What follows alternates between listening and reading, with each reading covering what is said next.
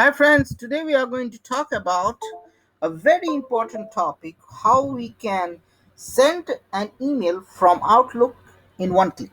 Okay, so if you have the new Outlook, and if so, this is an Outlook and this is the email that I want to send, suppose. Okay, the first thing is you need to have Microsoft uh, Outlook already installed, and I will need to send this Excel as an email. Okay, the Excel attachment in an email.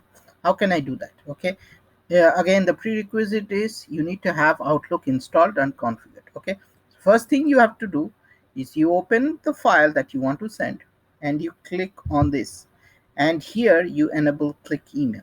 Okay, so this will be by default it's unchecked, so you have to check it. Now whenever you check it, you will have this option, and you click email, and then here the Outlook will open with the attachments. Okay, already inbuilt, and you can just put the recipient name, and that's it. Here you see the Outlook opens, and you can put your email, and that's it. After that it's done. So easy, right? So that's it. Stay tuned to my SAP channel, and happy SAP learning. And if you like it, share and subscribe to it, and have a great day.